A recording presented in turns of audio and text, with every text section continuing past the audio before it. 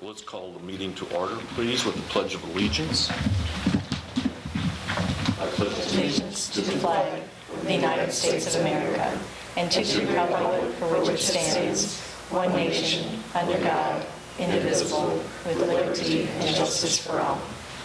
I'd also like for us to have a moment of silence in honor of the POW MIAs. This is National POW MIA Day, and it's to recognize those people that were held prisoners of war and the many who we don't know what happened to them for the MIA.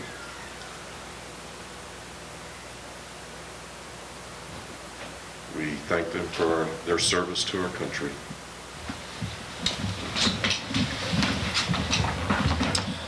If you'll do the roll call, please. Robert Mueller. Here. Dina Cartler. Jan Grons. Beth Caldwell. Stephanie Germinger. Here. Kelly Fowler. Here. Laura Oliver. Here. Michael Hankins. Here. Kathy Walsh. And Tom Couch. We have a quorum. Thank you. You have the agenda before you. I'd like to add a couple of things to old business. One is an NPS update, and the other is the National Park Service update, and the other one was special media training that we talked about several months ago. Are there any other additions or to the agenda?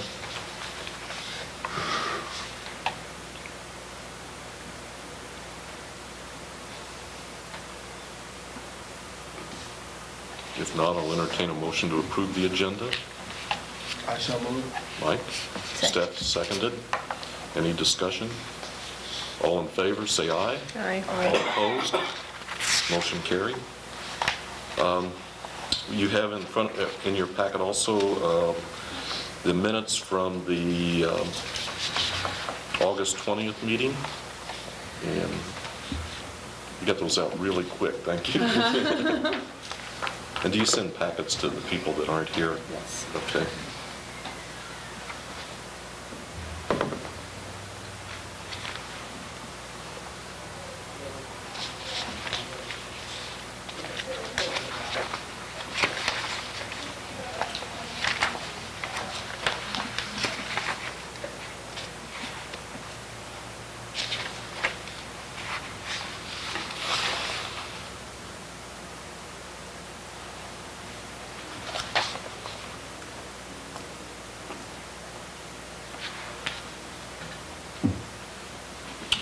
So I'll entertain a motion to approve.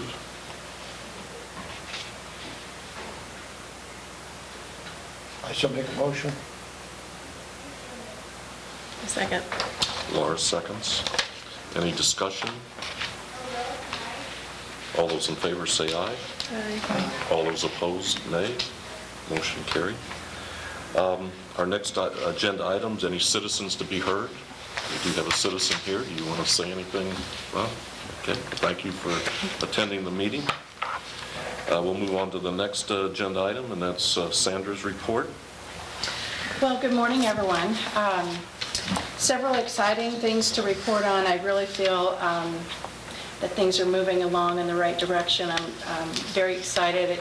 At the beginning, it kind of took a while to really feel like I had my feet on the ground, but now I feel like we're off and running. And early on, with the support of the Advisory Council and the Tourism Tax Commission, I took several measures to kind of redirect some of our efforts and look back through the minutes of this group and kind of looked at some of the things that were discussed, and we're already beginning to implement some of those actions in our marketing efforts and in the way that the Welcome Center is run. Could you kind of summarize what those kind of little changes? That's what I'm getting ready to do. So those fall into the categories generally of programmatic, outreach, facilities, and I also want to cover some statistics in this section of my report before I get into actually into the old business and new business items. Programmatically, we, as you know, are upping our game at the Welcome Center in terms of how each visitor is greeted, whether they've never been to St. Genevieve before or whether they are a resident of the community. The staff procedure is to greet everyone as they walk through the door with a smile on their face and direct eye contact, and to say hello and welcome to St. Genevieve, and then to engage them in conversation and find out how we can help them. So, in addition to that, in terms of the interpretation of the building and the grounds itself and the presentation of our Welcome Center, a lot of updates and maintenance issues have been taken care of around the building on the exterior and the interior. I know several of you have been down, but as of last week, all of our displays inside the Welcome Center in the interpretive section now have lights in them for the first time since 2008. So I never dreamed that it would take, almost 3 months to pull that one off, but when I found out that there hadn't been lights in those cases since 2008, I didn't feel so badly about that. But now, forevermore, there will be lights. And we've had people who've stopped in who had been there before when you had to kind of get up close and peer into the cases because it was dark in there, and they've noticed the difference. So I'm sure that if any of you come down, you will notice the difference, and it makes for just a more professional and more pleasant experience to interpret the assets of our community and our attractions in the area. So really glad that that one is off of my list. We've also, as I reported at some of our previous meetings, we've done a lot of maintenance on landscaping on the grounds outside, maintenance on the benches and the trees and the picnic table, and just things that really needed to be done. And so on the interior, we're also now, all of the speakers are working, and we're selling more passports on a regular basis because of the way that, I hope it's because of the way that we're presenting the information, and also because people are just generally having a more positive experience, and they're more ready to engage with, with the historic attractions and with our other attractions around town.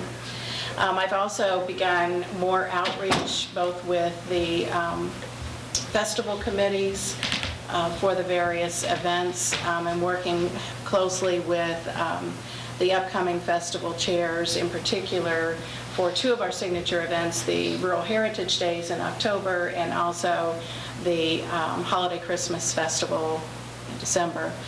And I also, this afternoon, I'm going up to a meeting in St. Louis of the Great River Road Association that runs, the entire Mississippi River, and September is National Great River Road Drive the Road Month. So we posted that on our social media earlier this month, and we're reaching out to those other organizations in that way. In the middle of, or the early part of September, I attended a meeting in St. Louis that was hosted by the Missouri Division of Tourism, in particular to advise regional tourism organizations, designated marketing organizations, about some upcoming opportunities through a program called Brand USA. And I won't go into it today, but you'll be hearing more about that in the months to come. At the first part of October, I'm attending the governor's statewide conference on tourism, and will be representing St. Genevieve there. And I'm in communications and dialogue with the staff at the state level, not only for our co-op grant, for some other programs that are available to us through the state tourism program. And I'm also trying to tie our marketing efforts for our area as a destination, working with the Route de Vin, working with the other wineries in the community, and making sure that all of our items are listed on the visitor's guide when it's reprinted, and we'll hear more about that later. So in front of you, you have some of the statistics. Can I just make a comment? One of the other things I noticed down there is at the visitor center, you're keeping the racks a lot neater than they used to be. Yes. And the other comment, you talked about the friendliness. I was looking at the visitor log where people sign in and they say how they heard about us. I bet over the last month and a half, a third of them they hear about us from friends. So that's why it's so important that when somebody comes here, they have a good, friendly visitor experience, not only at the Welcome Center, but in the businesses, the restaurants, and just people on the street. That can go a long ways for promoting tourism here in St. Genevieve. Absolutely. Hospitality is one of those things that you just can't do too much or too well. You have to have your A game all the time, and I know all of you know that. So in front of you, you have some recent statistics. These are through the end of August. It breaks down into a couple of different areas. The first sheet is, would you pass this one down? I have an extra. The first sheet in front of you is individual visitors. And you can see that, I think I reported last month that we were year-to-date on the far right column, we were down up until the month of July, and we turned the corner in July and began getting into positive numbers.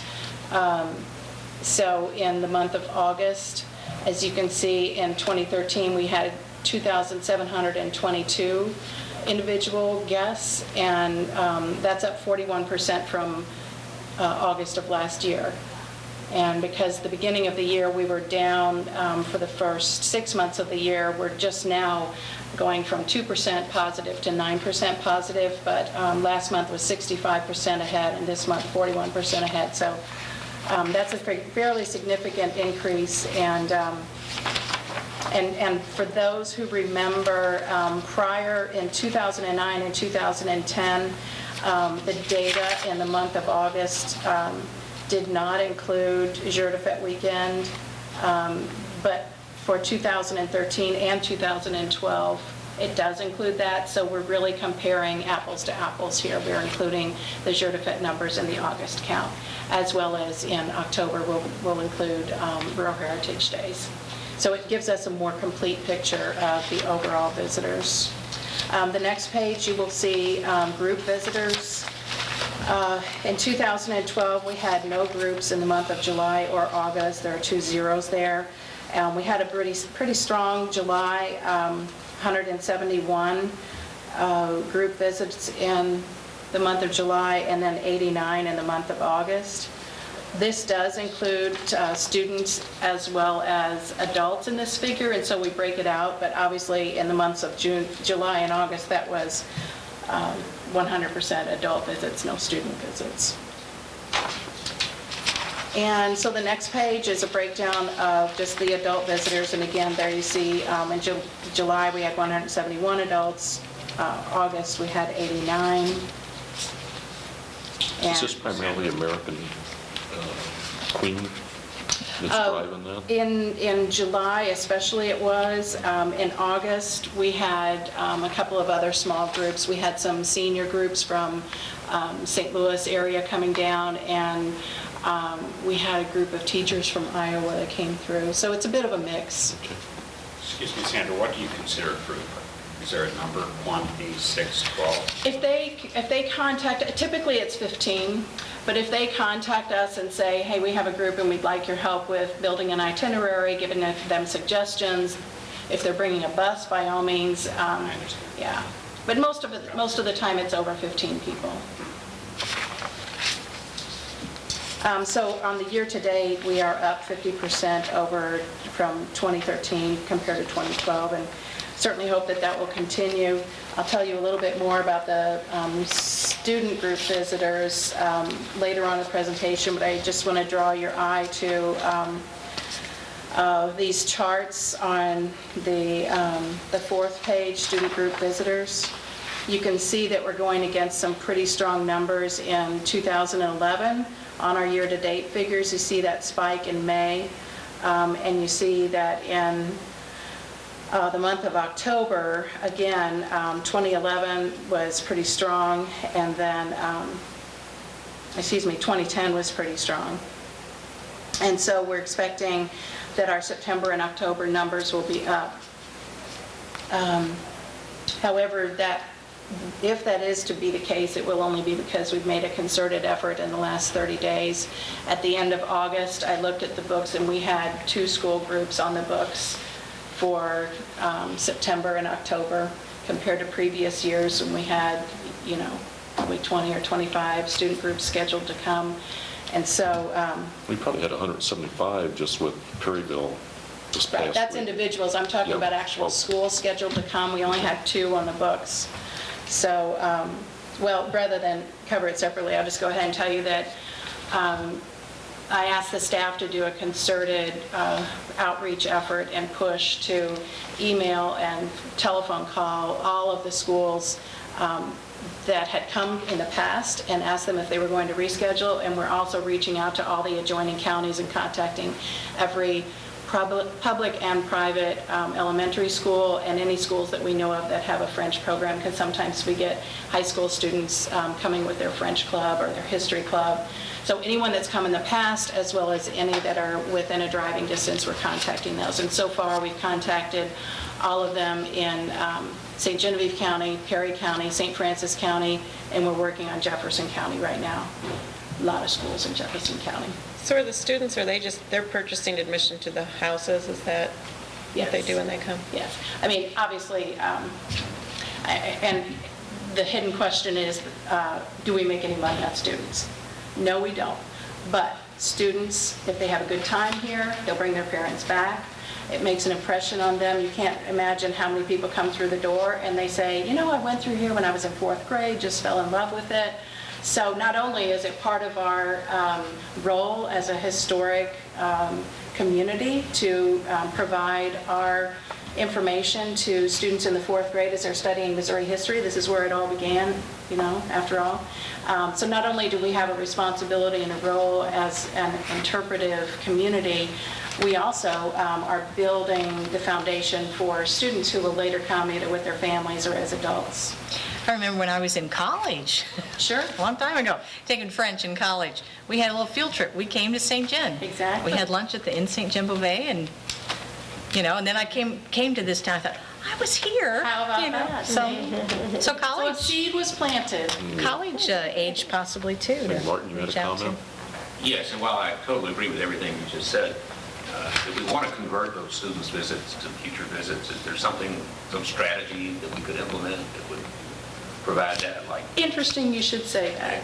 A lot of it is just going to be experiential. There was a program, Bob and I talked about this, because I too thought it would be, what a novel idea to send them home with a coupon or something, bring the family back. And we did that a couple of years ago. Each student they could come back and they could get in free if they brought their family. We didn't get one Is that right? return on that. So, I mean, And who knows if the students maybe lose them or what, just because but- it didn't work then, we got to look to the future. Maybe we could do something a little different to kind of enhance that a little bit. But Yeah. Well, and when you give students a piece of paper, even if the teacher gives them a piece of paper, having had children, you all know that sometimes those pieces of paper just never make it all the way home to the kitchen counter. So maybe there's a different way to do it. Maybe we can ask the teachers to share something with their parents. I don't know if they have email or something like that. But the seeds are planted, and so it's not only our responsibility, but it's also the right thing to do in terms of encouraging them to come back. it's not to say that they don't bring parents and families back, because we have had some of that. It's just they didn't use the coupon. True, that's Yeah. true. There was I remember one young girl came back to the Gee board with her family. She was so enthused from the school tour that she had to just bring them back to St. Genevieve. But we'll just have to look and see what we can do there. Oh, and so the final page is just one snapshot of website analytics, and this is a very telling snapshot. This is, when I talk about our integrated marketing communications strategy, not only print, but online and mobile in particular.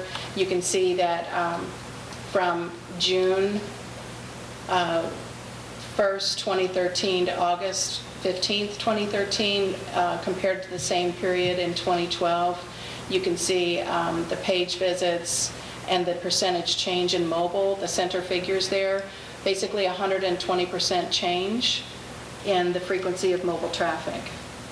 And we'll talk a little bit later about the project that we're working on to create a simplified mobile version of our website that will be served up to tablet users, iPad users, and smartphone users. So in a nutshell, those are just some of the statistical highlights, and encourage anyone to come down and visit at the Welcome Center, send your friends and family, and I'd be happy to entertain any questions. There's one other thing that I'm going to circulate. I've talked before about how important I think it is to have St. Genevieve as a destination fully understood by our our audience that's out there. And so I've been working with the wineries and the business owners to encourage them to, if they plan to advertise, or if they're interested in advertising, to do it as a group. And so, we'll put the St. Genevieve header across the top of the page and other ads on the page. We're continuing that strategy. And then I also, this is a new article that I just wrote to send out to accompany that type of a page layout that we're doing in Southern Illinois. And so several of the businesses are participating with ads under the St. Genevieve banner with our new keyword identification of the attractions. And also I'm submitting this article for consideration as editorial copy in that. And that's a staycation. It's a publication that will remain on people's coffee tables for, they say, 3 months. Even if it's 30 days, it's a good deal for us.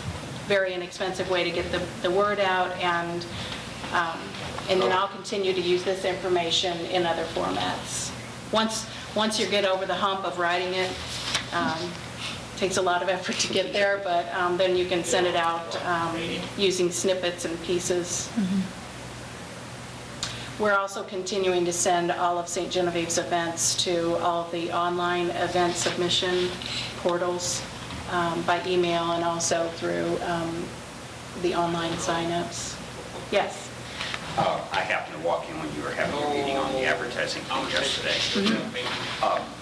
When you set those up, how much advance notice do you have? Where I'm coming from is you asked me whether you'd be interested, and I don't take care of that, Don does. So if you could, on those opportunities, give us advance notice as much as possible, and then I would have Don come or something of that nature. Sure. Okay. Well, and sometimes it's spur of the moment. The And I ad rep, understand that. in that case, called me the day before and said, hey, I'm going to be over there at 1 o'clock tomorrow. Initially, she was just going to meet with me, and so I said, well, it's your responsibility. Here's the list of names and phone numbers to contact all these people, but if we can get people down here, I'm happy to So do that it. person's going to probably call on us anyway. Right. Okay. All right. Was that something you can do a email blast out to? I have in the past. We didn't this time just because the timing was so tight. Well, as long as they'll call on us, then that marketing person. Yes, Okay, yes. thank you. That's all. And I guess the other thing we talked about is, as we look down the road 3 months from now placing ads, how do we let the community know we're going to do that?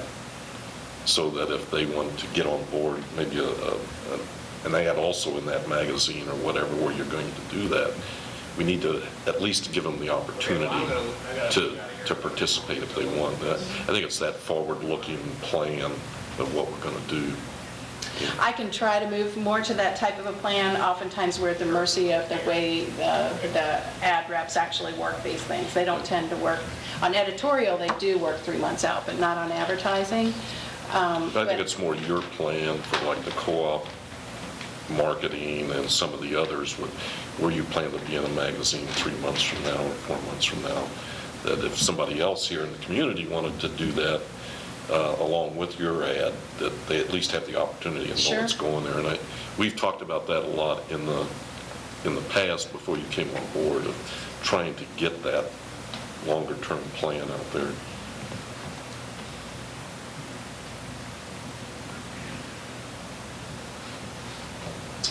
Any other questions? Yes.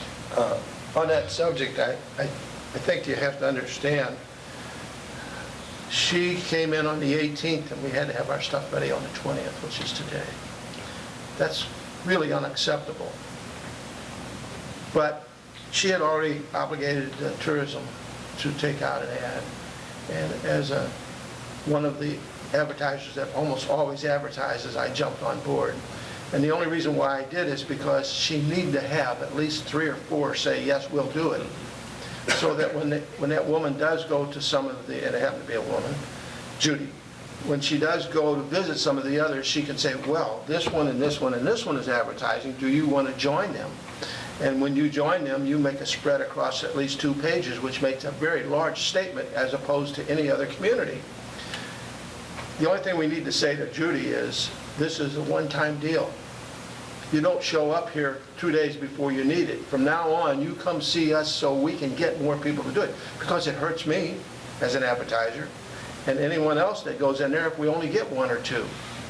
It doesn't make that statement that I want to make, that St. Genevieve is a destination.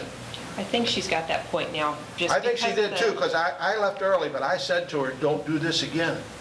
We did it in the spring or summer issue, and we were kind of scattered all over the place. And when she Yes. came back this time, we're like, we don't want that. We want to That's be on the exactly same right. page. You don't make a statement by that. You Do make a we have statement by pretty having a much spread. stock And it was a very advertising good for price. businesses? Does each business have kind of a, Each business is different. It's all over the map. Some of them, like Mike Kelly, they pretty well have their standard types of advertising.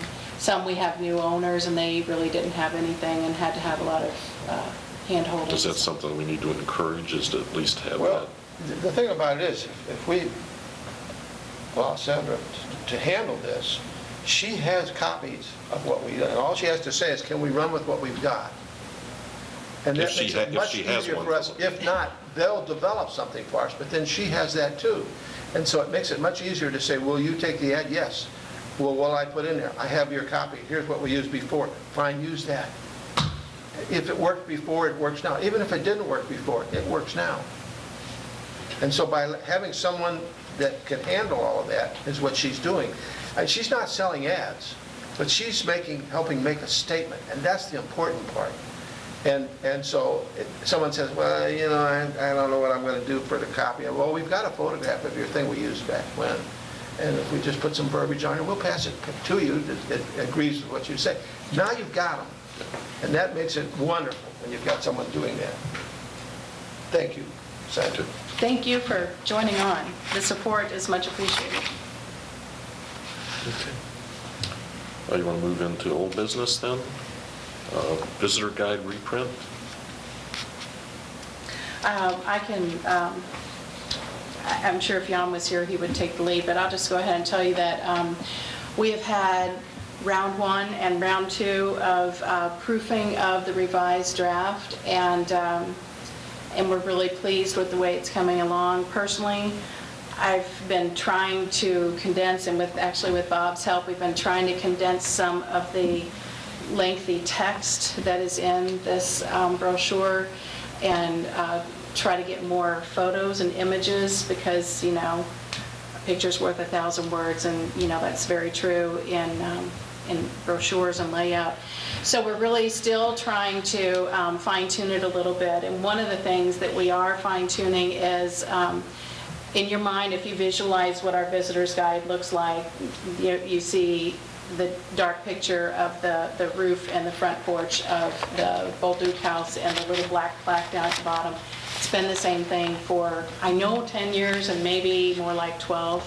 So we're redesigning the front cover, lightening it, brightening it, making it a little more contemporary in feel, and also to evoke more emotion on the part of the person viewing the brochure.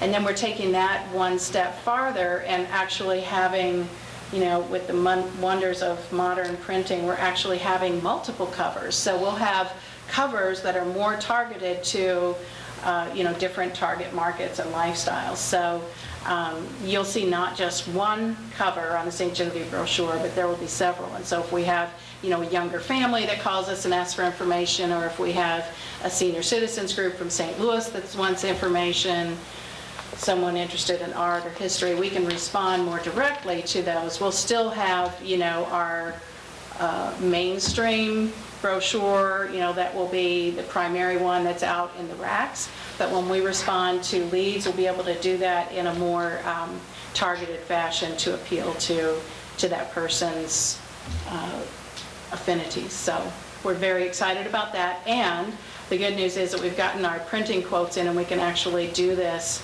for a little bit less money than the brochure cost us last time, because there have been economies of scale in that industry as well. So that's the good news, and we're going to have that printed in this fiscal year. So today's the 20th. We should have those to the printer in the next 10 days. So we're really excited about that. A lot of work still to be done, but we've come a long way just in the last 6 weeks. So it's great. Thanks, Kelly and Jan, for all your help on that one. I guess was Beth working on that, or who was the other committee member? I think it was Kelly and Jan and Yeah. myself. Yeah. Very good. And Kim Drury, thanks to her.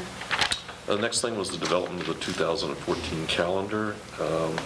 We talked about getting ahead of the game, especially on the onlines and our calendar for next year. And so I have a draft form that I'll just distribute.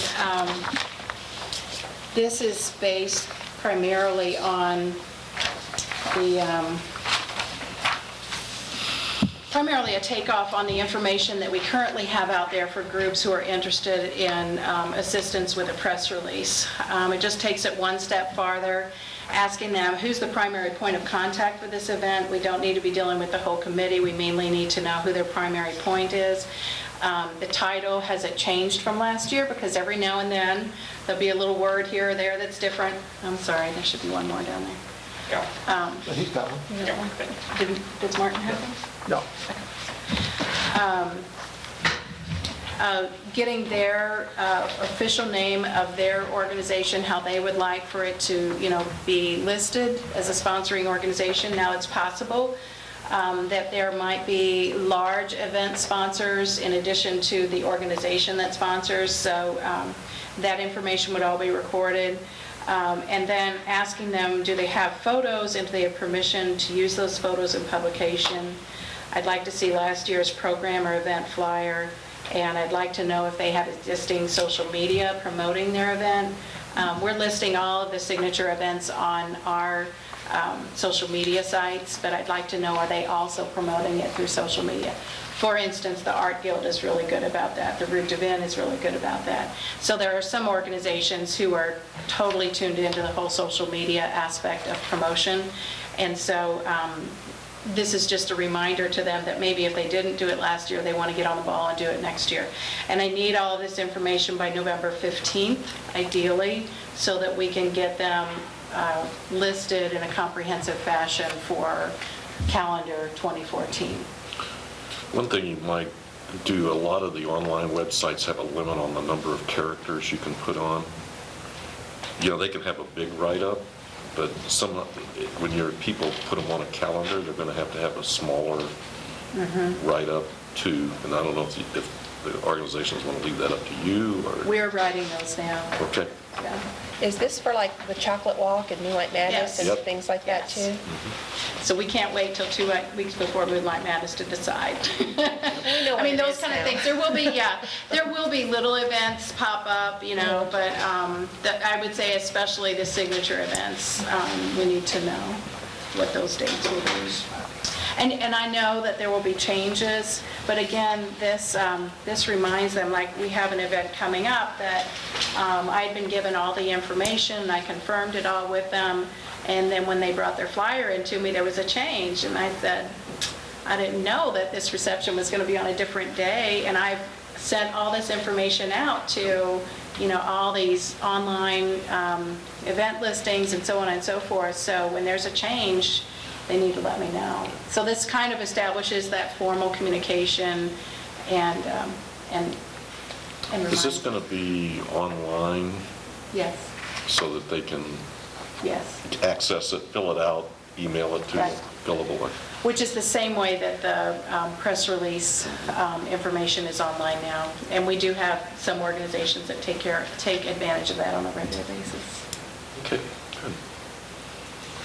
good. The city budget approval process, where are we at on that in your department? Well, I've been told that my department, after we made some initial changes, it was the same at the first reading, and there's one more reading to go. And so there have been no additional changes. So most of the key elements of the budget are intact as I proposed it. We will need to be looking for some other sources of funds and other ways to use our funds, especially for marketing and promotions, to supplement the small amount that's available through the city budget.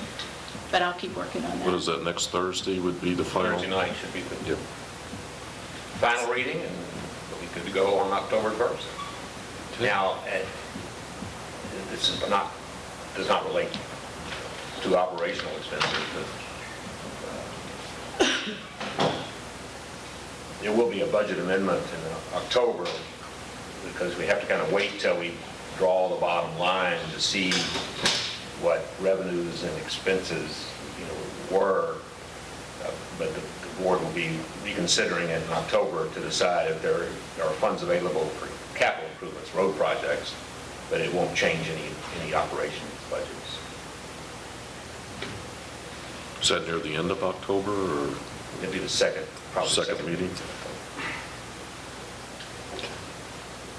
So if any of our council members would like to come and attend the meeting where they have the second reading of the budget, just to show support, we appreciate it, but certainly not an obligation, just if you're interested. It's not going to be discussed, really. I mean, it'll just be a second reading of the ordinance. There shouldn't be any particular discussion unless some alderman has an issue that I'm not aware of. Always surprises, You never right? know. Okay. Electronic committee meeting on mobilized, optimized website. So our committee members of the electronic committee did meet by conference call, and we discussed the advantages. We kind of looked at the sheet that I showed you about the increase in access of our website by smartphone users, tablet users, iPads, and so on. And so we met and we reviewed, in particular, if you've ever been on St. Louis's tourism website, it's called Explore St. Louis. And so if you look at it on your computer screen and then you sign on to it with your smartphone, you'll notice that they're dramatically different. Obviously, the smartphone site is optimized for mobile, and it's streamlined. It has maybe 3 buttons across it and just slide out menus. So we've put together a list of the items that we'd like to see on our optimized mobile version of the website, and I've been in contact with some website builders that I've used when I was with the university throughout Southeast Missouri, and asked them for some ideas of how expensive that might be. I'm supposed to get some quotes back by the end of next week, so we should have an idea. And we're going to try to do it as economically as possible. I mean, it is a small version of a website. It's, in a way, it's like building a very, very basic website. And so the tricky part is the coding, where when the user touches Visit St. John, they actually are routed either to the full page, or if it detects that it's a smartphone or a tablet, that it routes them to the mobile optimized site. Will they optimize it for the iPad or the iPhones all be and part, and right. the other one, the Android? It won't serve up a different site. It'll just be the mobile optimized site for any iPads or smart site. If they want to, if they're on the old style iPad where it's the big screen, and if they want to select to go to the full website, they can. Okey-doke. Next item was, we had talked about having a brainstorming meeting on new small event ideas. we haven't had that yet, and I think there was a small group that wanted to. There was, and I have the list of those people, so I'll just be in contact with those people who had expressed an interest, probably sometime in the next 30 days. You know, the goal is to fill up time periods where we don't have major events, and if we can appeal to different audiences to get them in here. And again, it's not the big events that take committees and committees and committees to accomplish, but maybe something smaller. Okay. Even programming where we might host a speaker at the Welcome Center that would be of interest to people and bring people to St. Genevieve. We had a really great response to the history conference over the weekend, and the shops have all said that they had a great weekend business-wise. You know, of course, it's also the fall temperatures, and it's kind of prime season, but at the same time, those types of events can be very successful, and they don't take nearly as much heavy lifting as putting on a full-blown festival. Okay. The TV commercial update? I just put this on here because I just wanted people to just stay in touch with the fact that the Tourism Tax Commission has authorized funding for a television commercial to be recorded and available. And I've been in touch with the rep from the station, and probably that will be happening sometime in the next 30 to 45 days. It's a good time to have pictures of St. Genevieve with the fall colors. I'm also, well, and that kind of leads into another discussion. I'm looking at ways, and I'll learn more about this when I go to the state tourism conference, but ways to get more video, because you know, video and photos on Instagram and YouTube, and how that ties into your social media campaign is just huge, and we don't have any true video available now that's you know, commercial grade. And so I'm going to be looking at ways to achieve more of that, because so many decisions are made based on what people see on the internet, and we want to make sure that we're seeing something irresistible. Okay. That kind of, I'm going to switch just a little bit. Social media training. Big River Tel did offer some social media training, but it was during the day, and a lot of business people can't go to that. And we talked about a joint chamber tourism department offering training again on social media and how to use it. And I think for event organizers, that's would be a important tool, and for businesses and how to use it. I know Ron commented to me, I guess you were at a meeting, a national meeting of your hotel chain, and they stressed social media. Almost all the meetings were on that. And I mentioned this to Bob this morning. I think you can have those things for small businesses, and everybody's interested. But I question, how much time do you have to keep up all your social media stuff, or you all your stuff? I mean, you're knowledgeable, but I think if there would be a way that we could maybe even look at pursuing offering, not just showing people what it does, but is there some way that there's a service out there? My manager at the motel doesn't have time to keep that up. If we could work towards an expert that could, for a fee, keep my social media up for, you know, a small business. Small business owners just don't have enough time to do all the things. I mean, we could hire a fifth grader who would know more about it than I do. But in the long haul, that would be a great goal. It's not just a matter of knowing what it is, because I don't even know how to tweet, but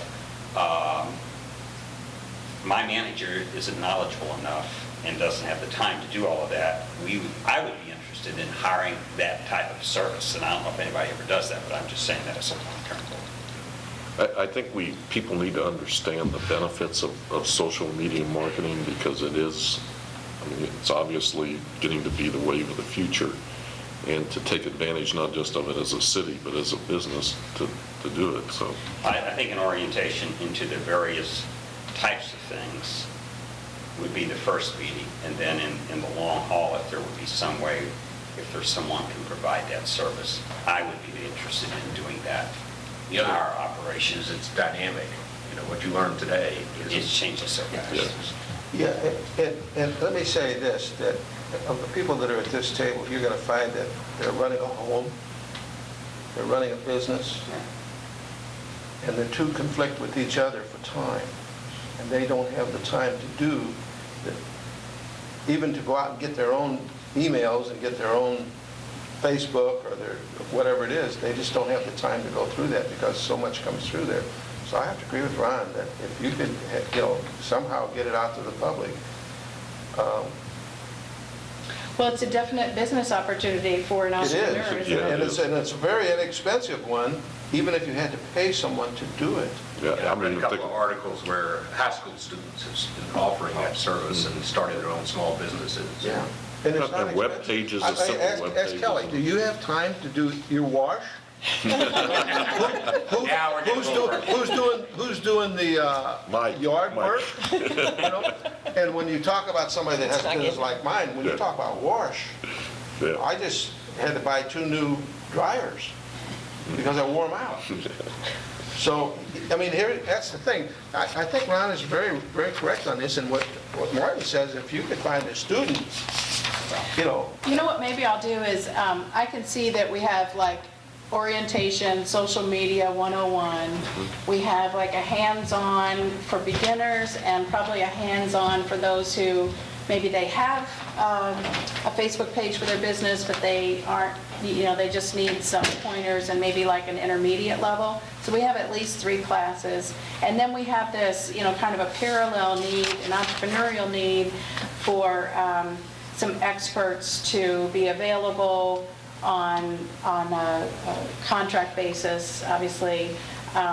And I'm wondering if maybe I put out a call through our social media, because obviously these people are going to be connected, to say, if we're going to be hosting these 3 classes, we already know that there will be people who are interested in professional services. If you would be interested in having your name put on a list to be distributed at these meetings as a potential service provider for this, then we could come into the meeting, because I know I've already talked to probably half a dozen people who would be eminently qualified to do that at an advanced level, and probably a lot of people don't even need the advanced level. They just need, like it should be a high school student. Yeah, I mean, like if we had a Facebook page, which we don't, but we should, but, the person posting things on my Facebook might be very similar to a lot of the tourist businesses, so, I think there's definitely a market there, what I would pay for that service or what you could generate, but I think there's definitely an opportunity there for someone that really understands. Do y'all use a lot of social media at the hospital? Yeah.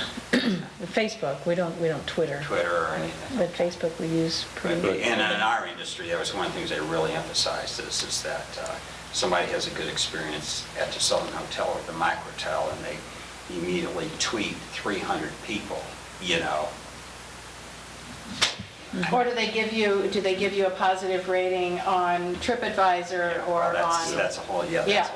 Yeah, I mean, so important, and you want those. I've got the statistics, and I really wish now I had time to run through some of the stuff they came up with, but it's just absolutely was mind-boggling. Well, I think oftentimes people use college interns. Interns do a lot of that, and it could be a 40-hour-a-week job if you're doing all the social media, but I think, and what I've read about it, is you walk a very fine line because that person is representing you. And if they put a Facebook or tweet out there that doesn't walk the grammatical line. error or- Yes, I mean, that's representing your business. So you have to be super careful about who you hire. A high school kid might make me a little nervous about. Well, I was even thinking in terms, Sandra, of checking with Seamless Hospitality Department and looking into an intern for our particular situation at the Microtel, to see what's out there. But we're not doing what a lot of people in the industry, but we're not large enough to afford it. But I think it's not only businesses, it's events that need to figure out how to use the social media to get the word out there.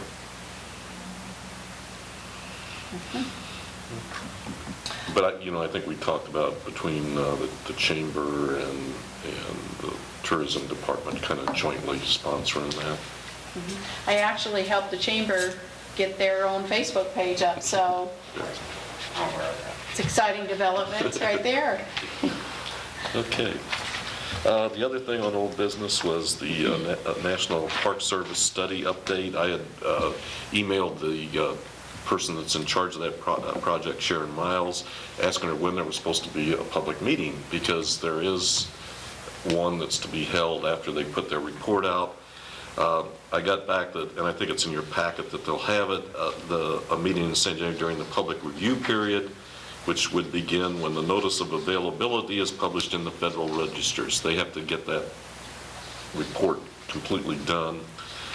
Then they have a mailing list of people that were interested in it here in town. They'll get it. It'll be available in public libraries, public places, and by request. There'll be press releases and radio announcing the publication of the study and the date and location of any public meeting. They're still hoping for a fall print date. Kind of moves back a little bit, and there's no specific time right now, but once they have that, she'll give us another update. I think it's important that we get that report, see what's in it, and then start garnering public support to push Congress to fund the thing. And we'll be working on organizations and stuff to send letters of support when we have that. Because I think having an arrowhead out on the I-55 is going to be a wonderful draw for us. Okay, any other old business? Move on to new business, upcoming events for October. You have in your packet the thing that Beth puts together that shows what's coming up in October. Sandy, you want to comment on any of these? Well, the Fourth Friday Art Walk, that's actually, what I don't see on here is, The plein air was... Yeah, the plein air. I think it started in September. It was on the September one. yeah, but so there, the plein air culminates on, October, like, 4th, 5th, 6th. So that's their art show and sale. That's a big, Yep. I might have to contact Beth about that. Yeah, because put out that's a new one. Yeah. Yep. So that would be up at the top there, and then, so then you've got the art walk. And that's what my eye drew down to art walk. I'm like, that's the wrong date, but actually it is the right date. And then on October 26th, this is going to be a big day. We've got the Roar Fest, Rural Heritage, Deja Vu Spirit Reunion, and as of yesterday, I think the merchants decided. Well, we contacted the Deja Vu Spirit Reunion people, and they are all for us doing Ghouls Night in conjunction with the Spirit Reunion. It's just going to be a crazy day if we do it all in one day. What's But Ghouls Night? where we all dress up in costume and we're open late, and it's a big Halloween event. So it's kind of an after-hours event, which plays off well with the Spirit Reunion. And since Halloween is the next week, it's a midweek. So we probably want to put that on here too, don't we? The Ghouls Night. If ever, yeah.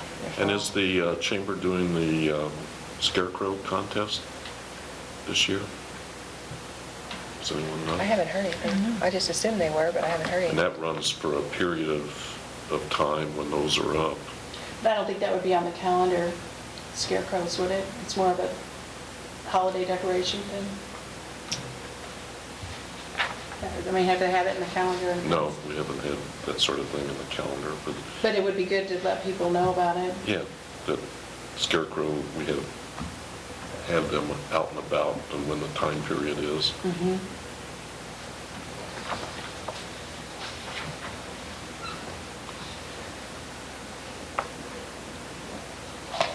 How late are you going to run that, Kelly, Ghouls Night? We either do it 6 to 9 or 6:30 to 9:30. I don't Okay. quite remember one of those. Because I think the Spirit Reunion's 5:30 to 8. And they could kind of do both, because going through the cemetery wouldn't take all evening. And Right.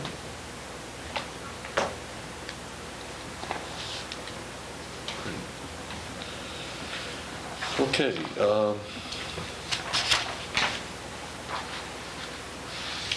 School tours, we've already talked about. Anything from any of your committees that'd like to report?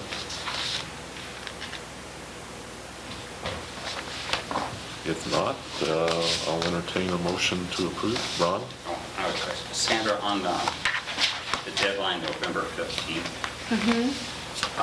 summer music series, would that go on, like, would you need all of that information by then, or how? Well, you know what I could do on November, for the first of the year, I could put like June 6th to July 23rd, put the dates on there, and then as you get the details about the performers, we can add that in. The goal was to start getting dates on all the free calendars and our calendar. And I understand, that's why I'm Yeah. asking the question on this. Well, we may have it firmed up by then. We won't be doing anything the July, 4th of July weekend, we're going to skip that. But if you don't mind, kind of make a note to coordinate that with Dina. Sure. I'll drop a copy off of this at the chamber office.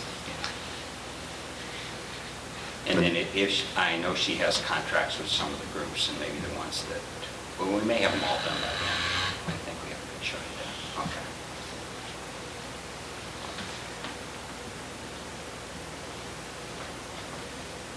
Okey-doke.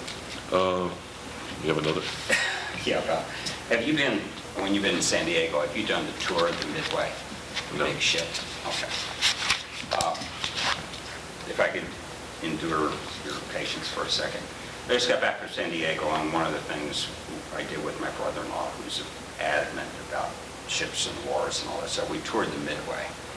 And it was a walking tour, and they had this little portable device that I guess worked off of some sort of antenna, you know. And when you walked up to station number 1, you hit number 1, and then you got the audio thing hung around your neck, and you could do whatever. And there was, I don't know, 80 different stations on it. You could skip the ones. But I got to thinking about the labor costs of doing walking tours. And then the other thing that kind of intrigued me about the thing was it would be something that we could provide for our customers at the motels, you know, also. Are you familiar with that technology at all, Bob or Sandra? And what, I guess where I'm coming from is, and that's why I asked the question about your 15, you know, as a group. If you have 4 people that come in and wanted a walking tour, and you rented this thing, and again, I don't know the electronics on it because it had to be some sort of satellite or broadcast antenna, but that type of walking tour available for Mike's guest at the Southern Hotel, and if I had him at the Microtel and so forth, would seem to be something that would be great for us as a hospitality because, you know, we have smaller groups, but also may work well from the standpoint if you have a 4 or 6 or something come in. And that would be a long-term project. Ron, what kind of I have an idea already, but what kind of a device were you using? Were you using your smartphone? No. This, they had actually, and I never thought of that. I bet you could develop one. They have them for smartphones. I think the Martin, what is it, Murfreesboro, Tennessee. You come up to, with your cell phone, you come up to a house, there's a number on there, you dial it, and it gives you a thing in 12 different No, languages. they actually had a little, it was almost like a TV control thing. It had a start and a stop, and you could plug in the buttons, you know. And you had headphones? And you could, this one, you could, it was on a string, you could hold it to your ear, or you could use headphones, either Okay. one. When you walk, you pay your, whatever, $15 or whatever, and then you got one, but my thought process was that it would be a way to do the walking tour, and it could be whatever detail you wanted. Right. We do not typically do walking tours. I mean, we've had a few.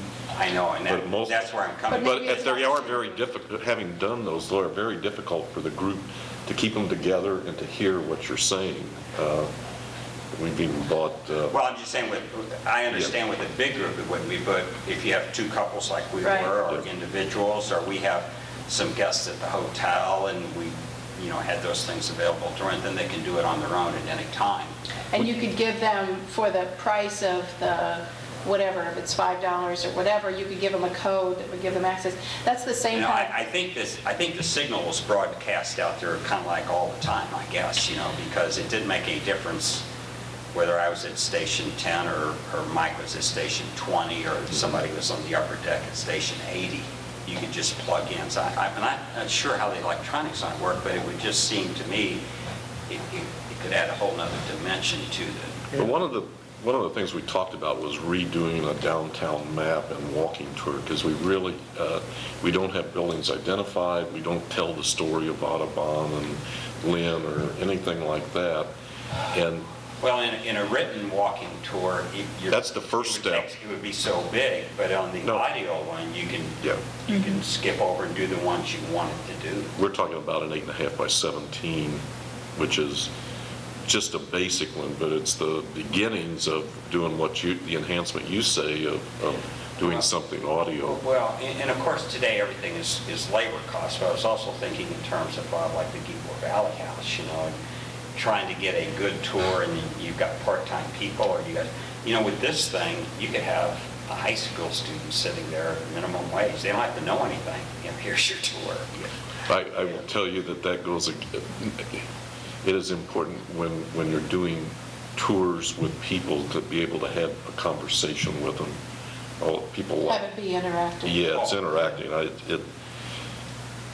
I go through those tours where there is no interaction, and I go through ones like at Williamsburg. I don't disagree with that. I'm just saying from a practical standpoint. Well, let me just throw out there, there's probably lots of different ways that we can look at this, and maybe it's something that one of our committees Maybe a can take long-term on. thing. But it's the same type of thing that when you go to the art museum, you're handed one of those things, and you just push, painting number 56. Right, that's and you exactly. listen to it. Right. And if you want to skip painting 57, or if you want to walk across town and have lunch, Same then, principle. then you pick it up. I don't go to You're- art museums. I just go to ships or whatever. warships. So that really sounds like it could be a really cool thing, and it would be something more contemporary for, more contemporary audience, and, families with young children could do it, because, it doesn't matter if you've got the kid in the stroller, you can still, they could be babbling on about whatever they're doing, and you could be listening to And I your would also say tour. this too, if it was developed and we had them, from a marketing standpoint, it could be part of our marketing stay tonight and, get access to a free walking tour. How many times, Sure. Yeah, when I was in Sedona, we went to a museum there that was run by the chamber. And these are the folks who actually settled there first. And they bought this home, and the chamber runs this, and it was $7.50 a person, so it was $15 for the two of us. And it was a man's voice, but he was speaking as if he was the person that was there. And when you clicked on number, and there was also a senior citizens tour going on at the same time. So several times when they were in the area where I was, I just listened to what they had to say, but it wasn't nearly as interesting as what was on the tour. And we had earphones with it, so, I could drop those down and listen to them. But the story, when you got to this photograph or this portion of the building or the room, was so interesting that you just want to stay there. And once in a while, I thought, I'm going to click this a second time. I mean, it was really, and it took us forever to go through there. Same as an art museum. But it was just unbelievable about the things they talked about. And it wasn't expensive, $7.50 a person for a tour. It lasted about an hour and a half for us to do. And I know what you're saying, Bob, about the personal thing, but the difference of you giving it with your historical knowledge and somebody you just tried to train for a week. Well, the lady who actually gave the tour was the granddaughter, and she had lived in that house. And so it was very interesting, but and then I went back to the one that she had just talked about, and they moved on, and there was more information. Now, this woman wasn't young. She was probably 75 years old. But she's the great-granddaughter of who was there. But it was very, very interesting to hear the difference between the two on what they said. even though she probably knew a lot more, but she's doing a tour where you gotta keep moving them on, move them on. And these people, one of them was in one of these things like this, and so it wasn't. But it's a very interesting idea to do that. There might be grant money out there for something like that. The only thing I was going to say about the houses, what they teach us is when you're interacting with the guests that are coming in, you first try to find out what their interests are. There are some people who come in the board more interested in the French furniture, some are in the architecture, whatever, and you change your pitch. And it's different from somebody walking down the street looking at the side of a house, that's all I'm saying. Oh, I totally understand that point. Yeah. Well, but there would be potentially two different products here. We wouldn't change that product, but we would on offer the a new ship, they had product. stations you go to, and the guy talked about the catapulting of the Yep. planes out, and that was a retired military guy who actually was catapulted off planes, so Right. they had special individualized things. We but- can do, and we are not telling the full story of St. Genevieve to the visitors that are with the documents we have, and we've got some great stories. You could have Audubon talk, or Well, Ferdinand Rozier out there, somebody as Well, Senator I'll say Lynn. just the whole cemetery thing. You might have 6 or 8 stations. I mean, you walk over there and see Senator Lynn, but it's not the same. It doesn't. I just throw that out there, that I was... Let me give you, for instance, I had a lady come visit us some years ago from Waterloo, and she's writing a book, and I never did get a copy of it, from her great-great-great-grandmother, who was the daughter of the son who was in the Bastille when it was stormed. And he and his uncle left France. You've probably never heard this story. He wound up living in DeSoto. His daughter, this one she was writing about when she was 12 or 14, was very unruly, ran away. They couldn't keep her. They sent her to St. Genevieve, where she was kept here by the nuns, which she finally ran away from. And they verified the story that every time they'd catch her and bring her back, they would make her kneel on marbles and pray.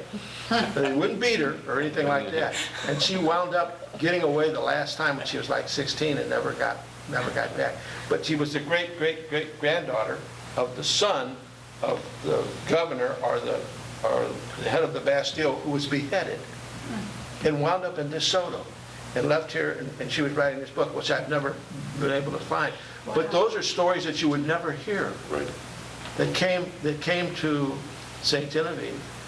And Audubon is one of the greatest stories, and they produced that play twice since I've been here, and they actually had some of the Rozier children in the play because he and Rozier were partners. And we do nothing with that story, and there are places where he lived for like 6 months, and he launched his career from here, and nobody even knows about that.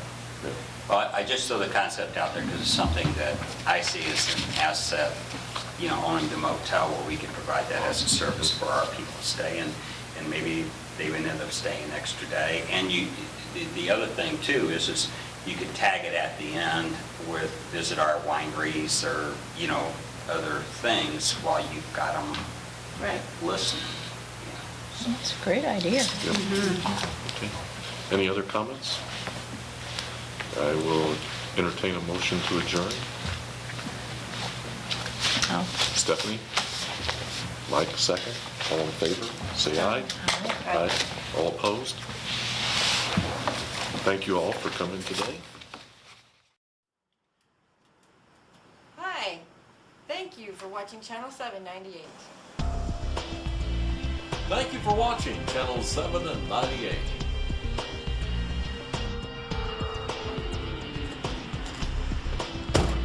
Hi, thank you very much for watching Channel 798.